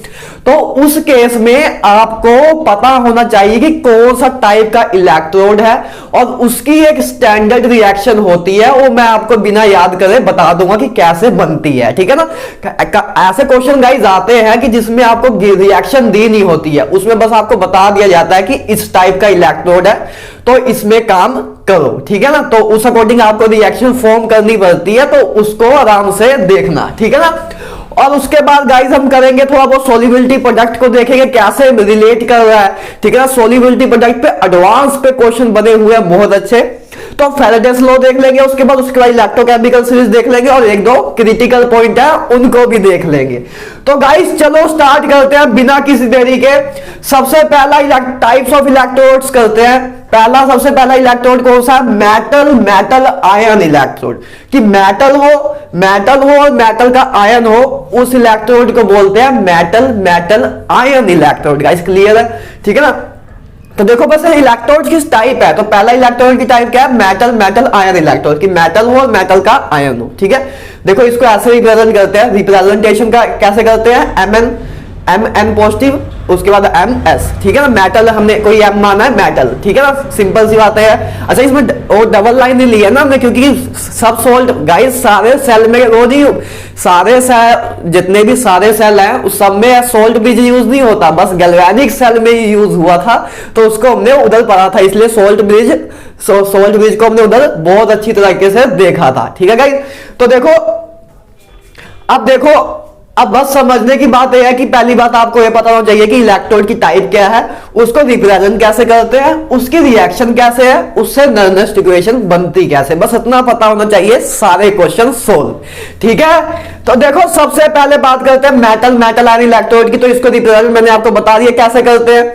अब इसकी इलेक्ट्रोड रिएक्शन देखो गाइस, किसी भी इलेक्ट्रोड की जितनी भी हम टाइप करेंगे उसमें आप इलेक्ट्रोड रिएक्शन कैसे लिखोगे, रिडक्शन करा, बस देखना है कि कौन सी स्पीसीज रिडक्शन कर दी है, मतलब कौन सी स्पीसीज इलेक्ट्रॉन को एक्सेप्ट करेगी, उसी के अकॉर्डिंग आपको क्या लिखनी है, उसकी इक्वेशन लिखनी है, ठीक है ना। देखना है बस कौन सी स्पीसीज इलेक्ट्रॉन एक्सेप्ट कर रही है।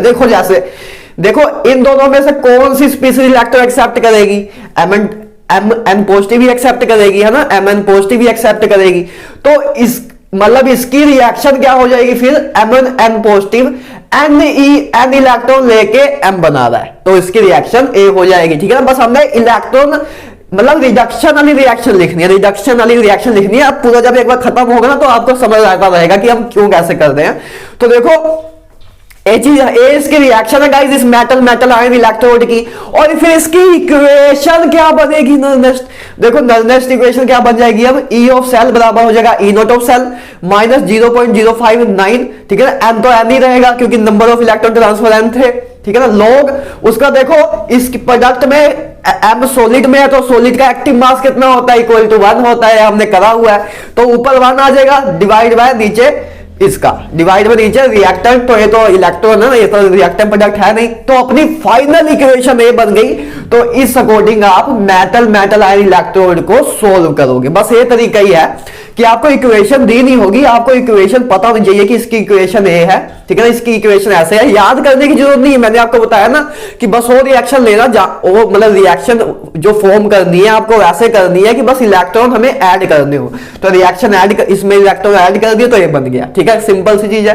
तो इसकी इक्वेशन ये बन गई, ठीक है ना। एक बार देखो पहले 5 देख लो, उसके बाद में फिर से एक बार आपको फिर उसके बाद अपने आप ही आइडिया हो जाएगा, इंडिकेशन हो जाएगी कि अच्छा मैं चल कैसे रहा हूं, कि माइंड स्ट्रेटेजी क्या चल रही है, ठीक है ना। तो नेक्स्ट देखो metal metal insoluble salt electrode, देखो मेटल मेटल इनसॉल्युबल सॉल्ट, देखो क्या इसको रिप्रेजेंट कैसे करते हैं, रिप्रेजेंटेशन का तरीका देखते हैं। देखो मैंने एग्जांपल लिया फॉर एजीसीएल, एजीसीएल के लिए मैंने एग्जांपल लिया, देखो मेटल मेटल इनसॉल्युबल सॉल्ट, देखो मेटल मेटल है, मेटल का इंसोल्युबल सोल्ट है, मेटल है और मेटल का इंसोल्युबल सोल्ट है, तो उसको रिप्रेजेंट गाइस ऐसे करते हैं कि Cl नेगेटिव, ठीक है ना, AgCl एंड Ag, ठीक है ना। आपको वैसे रिप्रेजेंट करने का तरीका भी याद ना हो तब भी चल जाता है काम, ठीक है ना, रिप्रेजेंट करने का तरीका ना हो तब भी काम याद हो, क्योंकि हमने से वो तो पूछते नहीं है कि रिप्रेजेंट करके दिखाओ, थ्योरेटिकल क्वेश्चन तो आता नहीं, एमसीक्यू आता, तो उसमें रिप्रेजेंटेशन पूछने का चांस ही नहीं बनता। आपको बस क्या पता होना चाहिए कि इसकी रिएक्शन कैसे बन रही है, कि इसकी रिएक्शन कैसे बन रही है, कि हम इसका इसमें नर्नेस्ट इक्वेशन लगा पाए। तो देखो इन तीनों में बताओ कि इलेक्ट्रॉन कौन एक्सेप्ट कर सकता है, एजी कर सकता है, नहीं करेगा भाई, है ना, एजी इलेक्ट्रॉन लॉस करता है, मेटल है। सीएल कर सकता है, सीएल नेगेटिव नहीं कर सकता, उसको एक इलेक्ट्रॉन चाहिए था उसने ले लिया। एजीसीएल कर सकता है क्योंकि एजीसीएल में एजी पॉजिटिव है, तो क्या होगा, उसीलिए मैंने कहा कि आपको बस हर एक रिएक्शन में रिडक्शन वाली स्पीसीज देखनी कि कौन रिड्यूस हो सकता है, तो इसमें एजीसीएल रिड्यूस हो सकता है, तो एजीसीएल को हमने इलेक्ट्रॉन दिया है, तो क्या हुआ, एजी जो एजी पॉजिटिव था वो एजी में कन्वर्ट हो गया और सीएल नेगेटिव अपना वैसे का वैसे ही रहा, ठीक है गाइस, ये अपनी रिएक्शन बन गई, ठीक है ना। तो आपको ऐसे दिया नहीं होगा, ये रिएक्शन दी नहीं होगी, ठीक है ना, तो आपको बस समझना होगा कि मेटल मेटल इनसॉल्युबल सॉल्ट वाला इलेक्ट्रोड है, तो उसमें ए रिएक्शन लग रही है, तो ये रिएक्शन आपको अपने आप फॉर्म करनी पड़ेगी। तो उसके बाद जब आपने रिएक्शन बना ली फिर तो नर्नेस्ट इक्वेशन बनाना बहुत आसान है। देखो ई ऑफ सेल बराबर होगा ई नॉट ऑफ सेल, है ना, एक सिंपल है, माइनस 0.0591। अब इधर एन कितना है अपना, इधर एन इक्वल टू 1 है, एन इक्वल टू 1 है। लॉग प्रोडक्ट देखो इसका तो कंसर इसकी एक्टिव मास क्या होगा 1, क्योंकि ये सॉलिड है, क्लोरीन का हम लिख सकते हैं, ठीक है, डिवाइड बाय प्रोडक्ट का, डिवाइड बाय रिएक्टेंट का, तो ये भी सॉलिड है तो इसका भी 1 होगा, तो दैट 1।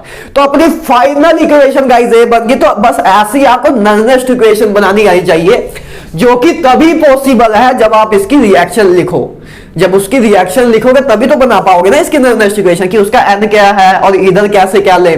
तो इसीलिए बस आपको इनकी टाइप्स पता होना चाहिए कि इनकी टाइप से आप उस रिएक्शन को जनरेट कर पाओ, ठीक है ना, क्योंकि आपको रिएक्शन हमेशा जरूरी नहीं है कि दी हो, जब ज्यादा अगर एडवांस लेवल या एम्स लेवल क्वेश्चन में ऐसे क्वेश्चन बनते हैं, वैसे जनरली नहीं आते, मतलब मेंस या नीट पे नहीं आते वैसे जनरली, लेकिन नीट में भी अब नीट एडवांस, नीट और एम्स एक हो गया है, तो उसमें आने के अब चांस बनते हैं पूरे पूरे, ठीक है ना।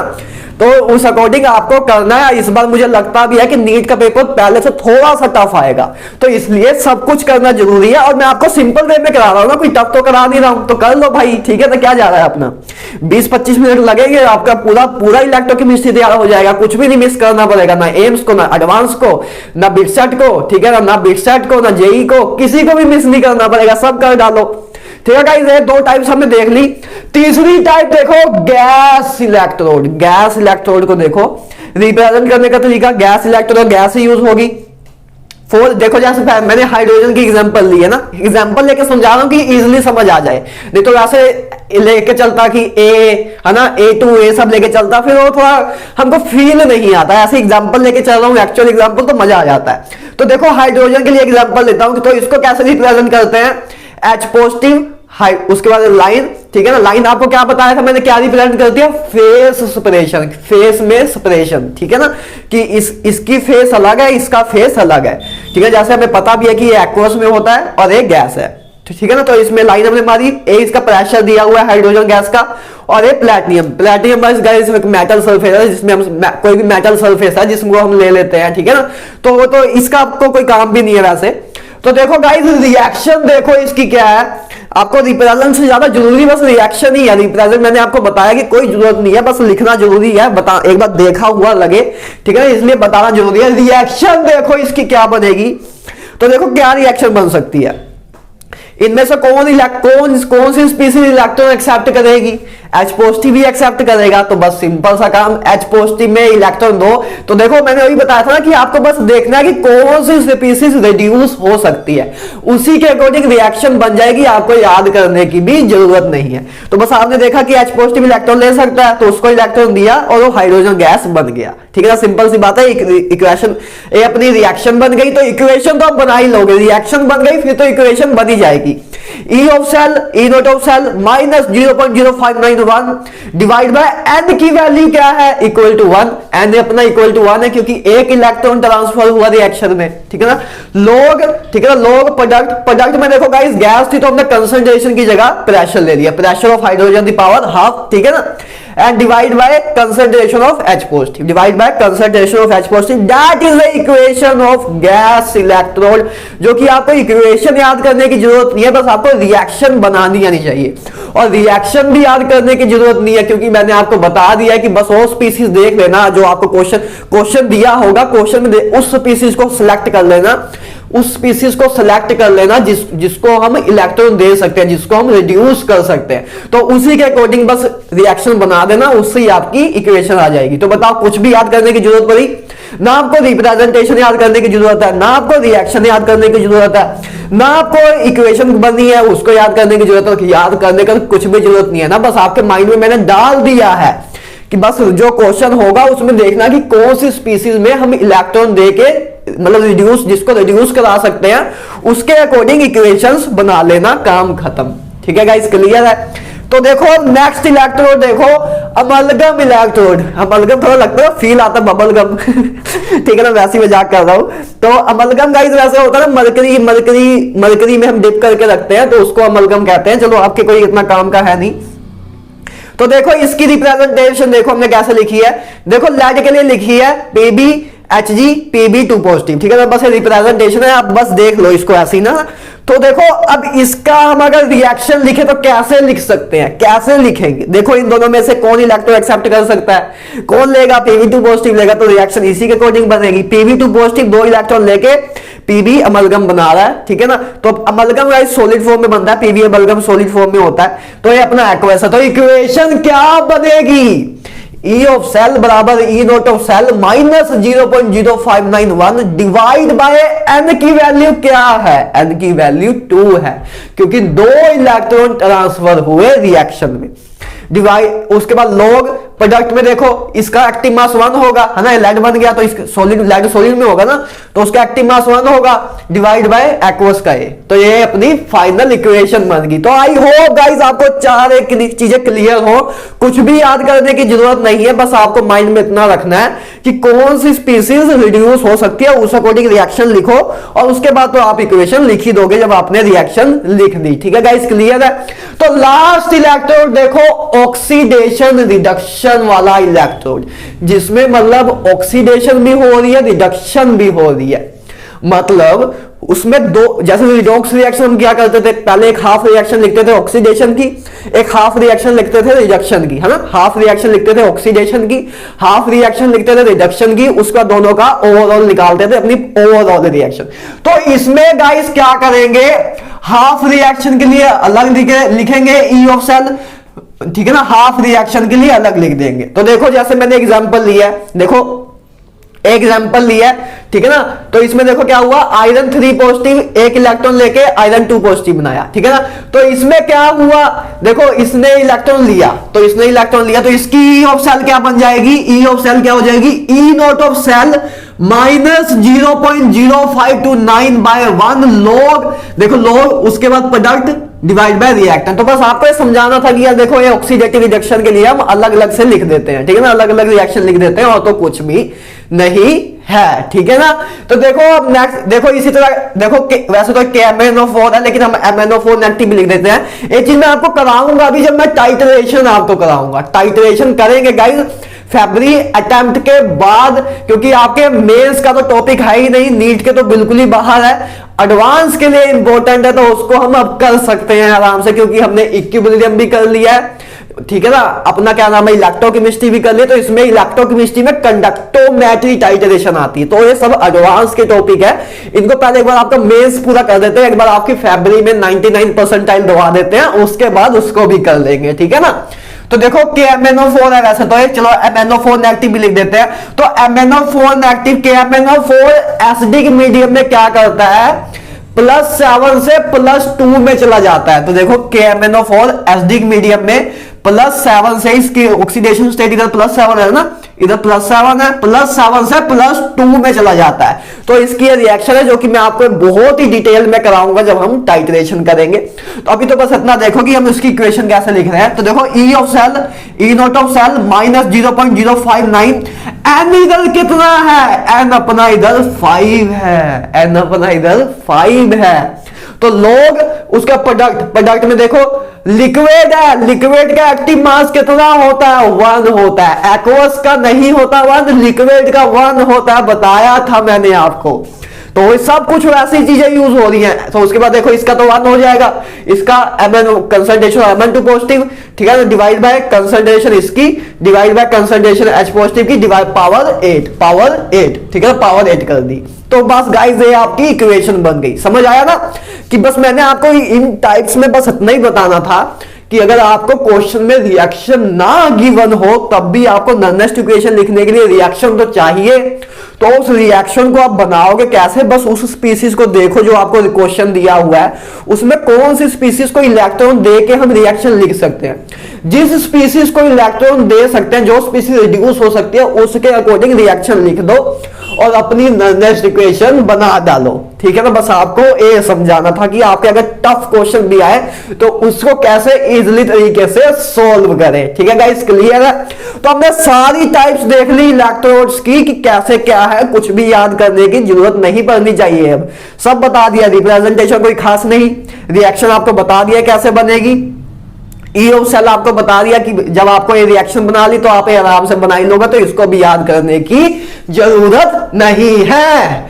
तो अब गाइस नेक्स्ट मूव ऑन करते हैं, आई होप आपको एक चीज क्लियर होगी। नेक्स्ट बात करते हैं सोलिबिलिटी प्रोडक्ट की। दिमाग मतलब बच्चों के दिमाग में चीजें आती ही नहीं है, दिमाग लगा ही नहीं पाता कि यार मतलब स्टैंडर्ड रिडक्शन पोटेंशियल को KSP से कैसे रिलेट करें, ये कैसे रिलेट कर सकते हैं। तो भाई साहब ये एडवांस है, एडवांस में आए हुए क्वेश्चन है, एम्स में आए हुए क्वेश्चन है, तो इसको करना है अपने बच्चे मतलब माइंड में नहीं ला पाते यार, KSP कहां, ई नॉट ऑफ सेल कहां, तो इसको कहां रिलेट करेंगे। तो देखो ई नॉट, देखो पहली बात सोलिबिलिटी प्रोडक्ट कब लगता है, सोलिबिलिटी प्रोडक्ट जो कांस्टेंट है अपना KSP, एक कौन सा कांस्टेंट है, एक इक्विलिब्रियम कांस्टेंट ही है। तो ये बात हो रही है इक्विलिब्रियम पे, सोलिबिलिटी प्रोडक्ट यार इक्विलिब्रियम कांस्टेंट ही है ना एक टाइप का। तो देखो इक्विलिब्रियम पे क्या होगा, ई ऑफ सेल तो 0 होगा, ई ऑफ सेल तो 0 होगा। तो ई ऑफ सेल देखो, ई ऑफ सेल अपना 0 था, तो ना ई ऑफ सेल अपना 0 था, तो ई नोट इधर आ जाएगा जैसे मैंने आपको बताया था, है ना। इक्विलिब्रियम पे क्या होता है, E note of cell, equilibrium पे इक्वेशन क्या बनती थी, ई नोट, ई 0 हो जाता था, ई नोट ऑफ सेल बराबर होगा minus, E note of cell बराबर होगा 0.0591 by n log k, Q की जगह k आ जाएगा। तो देखो इसीलिए हमने क्या किया, ई नोट ऑफ सेल 0.0529 n, ठीक है ना, उस 591 आएगा ना, इधर 591 आएगा, 591 बाय n log KSP लिख दिया, k की जगह हमने KSP लिख दिया। मतलब अगर आपको ऐसे दिया हो AgCl, ठीक है ना, AgCl का ऐसे Ag पॉजिटिव, NCl नेगेटिव ऐसे बन रहा है। तो आपको अगर ये पूछे कि बताओ, देखो पहले इसका बताओ कि इसका KSP क्या होगा, इसका KSP क्या होगा। अब आपको आना चाहिए भाई। अब नहीं कोई एक्सक्यूज दे सकते कि आप भैया अभी भी समझ नहीं आ रहा है। अब ये चीज तो आनी चाहिए आपको, ये चीज मैंने इक्विलिब्रियम बहुत डिटेल में बताई है। तो KSP आपका ए होगा, सिंपली KSP आपका ए होगा। तो बस KSP की जगह आप एक चीज भी पुट कर सकते हो कि आपको इनकी कंसंट्रेशन, आप इनका प्रोडक्ट भी निकाल सकते हो। KSP की जगह इसको भी पुट कर सकते हो, या तो KSP की जगह आप ए भी लिख सकते हो x the power x y the power y। तो मतलब किसी भी टाइप का क्वेश्चन बन जाए, जैसे मर्जी टाइप में पूछ ले, सोलिबिलिटी की फॉर्म में पूछ ले, तो x भी अपना 1 है, y भी अपना 1 है, तो 1 into 1 into s the square. तो KSP बराबर आ जाएगा s स्क्वायर के। तो KSP की जगह आप s स्क्वायर भी पुट कर सकते हो। देखो हम कहां से कहां चले गए। ई नोट ऑफ सेल को हमने रिलेट कर दिया KSP से, सोलिबिलिटी प्रोडक्ट से, उसकी कंसंट्रेशन, KSP का जो कंसंट्रेशन वाला एक्सप्रेशन था उससे। तो देखो ऐसे ही एडवांस में क्वेश्चन बनते हैं या एम्स में बनते हैं। तो गाइज आई होप आपको ये चीज क्लियर होगी हो कि हमने रिलेशन कैसे देखा KSP और उसमें, ठीक है ना। तो आई होप मजा आया हो आपको, ठीक है ना। एक एक्स्ट्रा ऑर्डिनरी कंसेप्ट है जो कि आपने भी शायद आज पहली बार देखे हो काफी बच्चों ने, ठीक है। सबकी बात नहीं कर रहा हूं, रूड ना होना कि नहीं भैया हमने किया हुआ है, ठीक है ना। तो सबकी बात नहीं कर रहा हूं, लेकिन मेजर और प्रोपोर्शन का मुझे पता है कि ये टॉपिक वीक रह जाते हैं, तो इसीलिए मैं इसको स्ट्रॉन्ग करने आया हूं। तो देखो नेक्स्ट चीज की बात करते हैं, फैराडेस लॉ। चलो भाई अब लॉ भी देख लो, हर एक चैप्टर में कुछ ना कुछ लॉ होते हैं। तो देखो फैराडेस भाई साहब ने 2 लॉ दिए थे हमें। पहला लॉ दिया था फर्स्ट लॉ ऑफ इलेक्ट्रोलाइट, जिसका नाम था फर्स्ट लॉ ऑफ इलेक्ट्रोलाइट्स, ठीक है ना। तो देखो इलेक्ट्रोलाइसिस था यार, electrolysis, first law of electrolysis, ठीक है ना।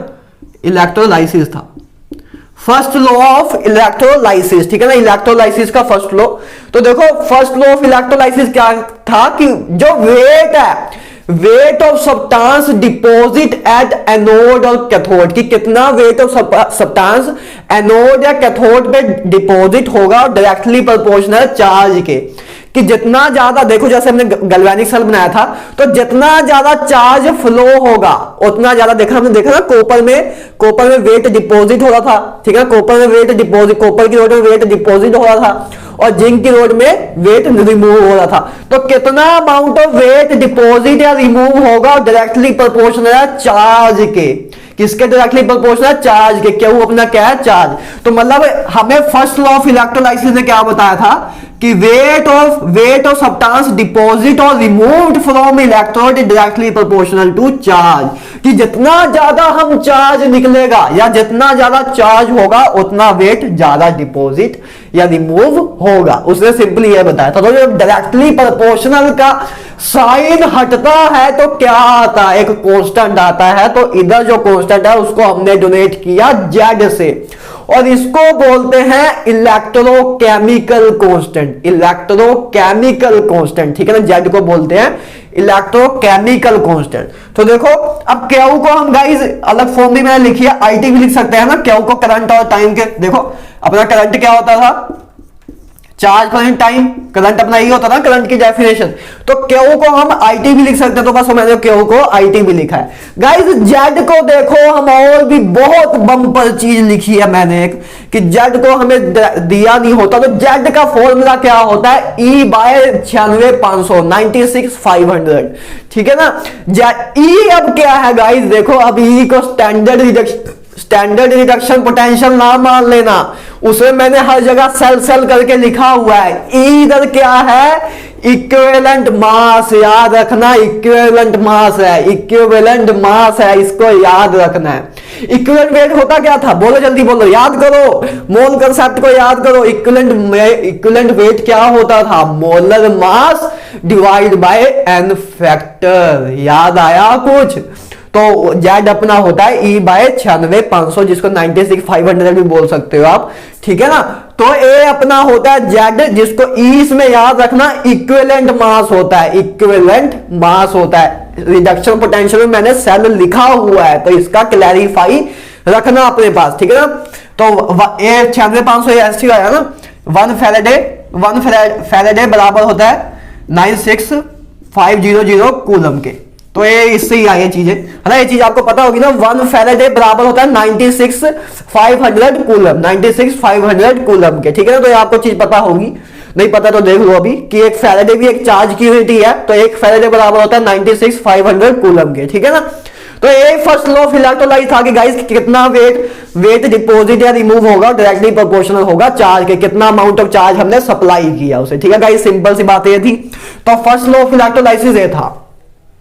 सेकेंड लॉ ऑफ इलेक्ट्रोलाइसिस क्या था, देखो सेकेंड लॉ ऑफ इलेक्ट्रोलाइसिस के अकॉर्डिंग क्या था कि देखो जब हम देखो guys second law of electrolysis क्या था कि जब हम दो मतलब जैसे सॉल्यूशंस हैं, जैसे एक बीकर एरा, एक बीकर एरा, एक बीकर एरा, मान लो 3 सॉल्यूशन हमने लिया, तीनों सॉल्यूशन को जब अगर हम सीरीज में कनेक्ट कर दें, तीन जैसे देखो एक भी इमेजिन करो, एक बीकर एरा, एक बीकर एरा, एक बीकर एरा, तो 3 बीकर है अपने पास। अगर तीनों बीकर्स को हम सीरीज में कनेक्ट कर दें, सीरीज में कनेक्ट कर दें और सेम अमाउंट ऑफ चार्ज तीनों में हम भेजें, तीनों को पहले हमने सीरीज में कनेक्ट किया, तीनों में हमने सेम अमाउंट ऑफ चार्ज, जैसे हमने 2 के लिए लिखा था, मतलब 2 बीकर है तो 2 में सेम अमाउंट, दोनों सीरीज में है और दोनों में सेम अमाउंट ऑफ चार्ज जा रहा है, तो कितना वेट डिपॉजिट या रिमूव होगा उनकी रेशो देखो क्या। तो हमने सेकंड लॉ ऑफ इलेक्ट्रोलाइसिस में क्या बताया था कि when solution connected in series and same charge pass to each, then the ratio of weight deposit और removed is equal to the ratio of equivalent weights, कि मतलब जो इनका वेट, जो रेशो जो इनके वेट का रेशो होगा दोनों इलेक्ट्रोड्स का, उनका जो रेशो होगा कि कितना रिमूव या कितना डिपॉजिट हुआ, वो बराबर होगा उनके इक्विवेलेंट मास के रेशो के। बस उसने सिंपल सी एक चीज बताई थी, ठीक है गाइस। क्लियर है कि जब 2 सॉल्यूशन को हमने सीरीज में कनेक्ट किया, उसमें सेम चार्ज जब पास कराएंगे तो रेशो वेट डिपॉजिट जितना होगा वो बराबर होगा उनके रेशो ऑफ इक्विवेलेंट वेट के। गाइस क्लियर है, बहुत ज्यादा क्लियर है, ठीक है ना। तो ये आपको सेकंड लॉ ऑफ इलेक्ट्रोलाइसिस था, जिसको मैं थोड़ा और मॉडिफाई करना चाहता हूं कि आपके क्वेश्चन सिंपल हो जाए।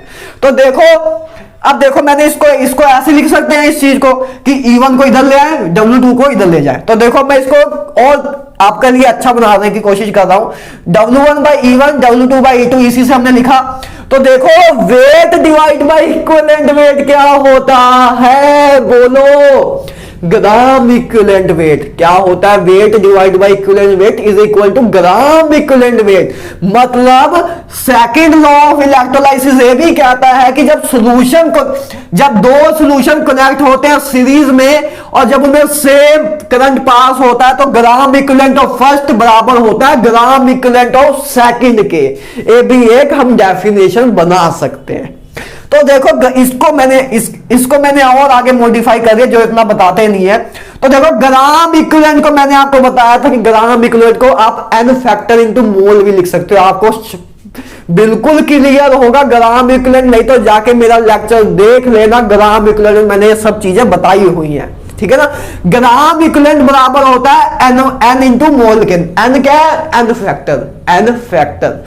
तो N1 मोल 1, तो इसके लिए हम ये ग्राम इक्विवेलेंट के बराबर होता है, तो ग्राम इक्विवेलेंट को हम N1 मोल 1 भी लिख सकते हैं, N2 मोल 2। तो गाइस 3 इक्वेशन मैंने जनरेट कर दी इसी चीज से। तो आपको तीनों वैरायटी पता होनी चाहिए।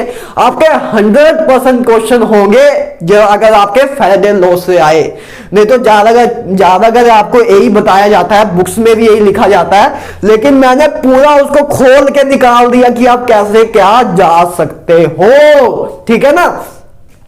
तो आई होप आपको फैराडेस लॉ भी समझ आ गया। फैराडे का फर्स्ट लॉ ही था कि कितना अमाउंट ऑफ वेट डिपॉजिट होगा और डायरेक्टली प्रोपोर्शनल है चार्ज के, और दूसरा यह था कि जब दो या दो से ज्यादा सॉल्यूशन सीरीज में कनेक्ट हो, जब सीरीज में कनेक्ट हो उसमें सेम चार्ज पास हो रहा हो, तो gram equivalent of first gram equivalent of second के बराबर होगा। बस सिंपल सी बात है। जैसे तीन होते तो क्या करते, तो क्या होता, ग्राम इक्विवेलेंट ऑफ फर्स्ट का जैसे 3 बीकर होते और उनमें सीरीज में कनेक्ट होते, सेम चार्ज पास हो रहा था, तो क्या करते, ग्राम इक्विवेलेंट ऑफ फर्स्ट बराबर होगा ग्राम इक्विवेलेंट ऑफ सेकंड बराबर होगा ग्राम इक्विवेलेंट ऑफ थर्ड। तो ग्राम इक्विवेलेंट तीनों के बस आपको बराबर कर देने थे और कुछ भी नहीं है, ठीक है ना। अब देखो लास्ट में देख लो इलेक्ट्रोकेमिकल सीरीज। तो गाइस आपको इलेक्ट्रोकेमिकल सीरीज याद होनी चाहिए, लेकिन याद करना बहुत टफ है अगर आप सीधा करो। तो अब मैं आपको तरीका बताता हूं याद करने का। देखो तरीका क्या है याद करने का। देखो ऐसे देखो, लिथियम, लैंथियम, पोटेशियम में आपको सिंबल पता है ना सारे, बेरियम, कैल्शियम। तो मैंने सारे सिंबल लिखे हैं, इस अकॉर्डिंग अपना इलेक्ट्रो पोटेंशियल जा रहा है आगे, है ना। इस अकॉर्डिंग अपना इलेक्ट्रो पोटेंशियल आगे जा रहा है। तो देखो इसको हम कैसे याद रखेंगे, देखो मैंने ये चीज लिखी है। तो इसको याद रखने का तरीका, लीला के बाबा काका नाना मांगे आलू, ठीक है ना। इसको याद करने का तरीका, इसको मेमोरी एड कहते हैं गाइस, कि कैसे इसको याद रखें। तो मैंने एक तरीका आपको बताया कि इस सीरीज को आप लाइन को कैसे याद रख सकते हो। नहीं तो ऐसे तो याद रखे तो बहुत टफ है ना, कि सबसे पहले लिथियम आता है, फिर लैंथियम आता है ना, फिर ऐसे तो याद रखना बहुत टफ हो जाएगा।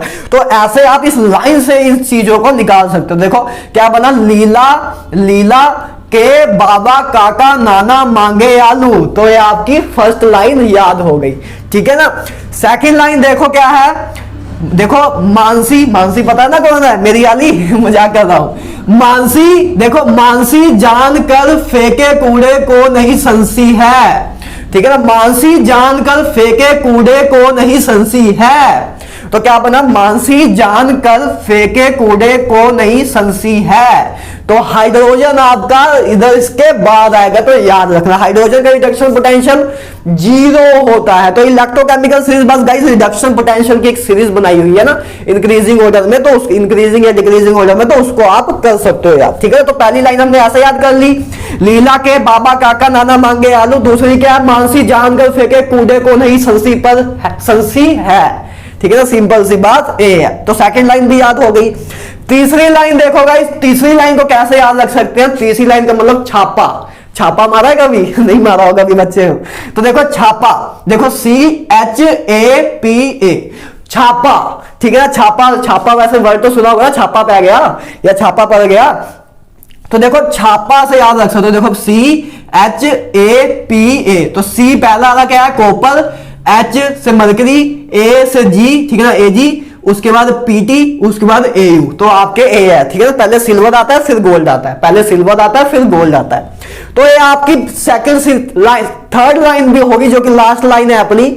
अब इसके बीच में ये आपको क्या नाम लिखने हैं, उनके अपने 17 ग्रुप हेलोजन फैमिली को लिखना है। तो बस पहले क्या करो, आयोडीन, कॉपर और मरकरी के बीच में लिख दो, ठीक है ना। बाद में एक स्पेस खाली रहने दो।